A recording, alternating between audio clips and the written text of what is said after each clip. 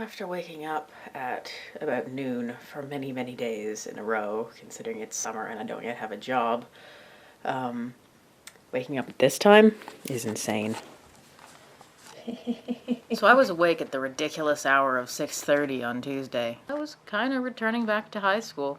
One of my friends actually stayed back for another year of grade 12, and her geography class was going on a field trip to Toronto, and so she invited me to tag along for the ride, which is probably a good thing, because it's about time I took the vlog out of my bedroom. I've come to a fork in the road. This fork would be so much more daunting if I didn't already know that it connected again up ahead. Also, this direction is toward my friend's house.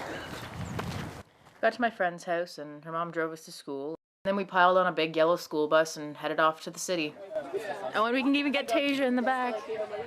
Yay, it's everybody! After a couple rounds of Pokemon Pinball and a couple rounds of Dr. Mario and a few failed attempts to film out the foggy window, we were there, Toronto. And we have grass. And we have more grass. We walked through a park to find our tour guide, who led us around a few neighborhoods, pointing out what made a good neighborhood and what made a bad neighborhood. But I was less interested in things like fences and speed bumps. The architecture, the age of the trees, the very bricks themselves seemed to ooze with memory.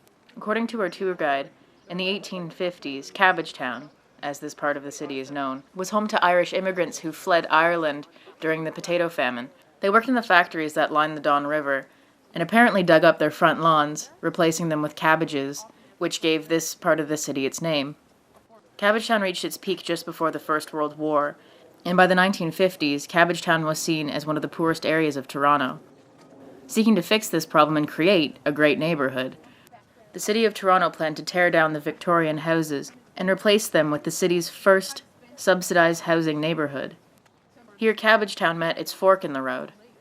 It could either be completely bulldozed and replaced by new houses, or keep the old houses and somehow attempt to save them, the ultimate goal being a good neighborhood. But they didn't know which path would lead directly to their goal. They didn't know which course of action would lead them to a good neighborhood. So Cabbagetown practically split in two. Half remained Cabbagetown, and half became Regent Park. Artists and architects and professionals became interested in the unique architecture of Cabbagetown and pooled their resources to revitalize the part of the town that kept its Victorian houses. Regent Park, however, met a different fate. The Victorian-style houses were flattened and replaced by this: tiny windowed, subsidized housing, poorly planned with many dead ends and few roads leading in and out.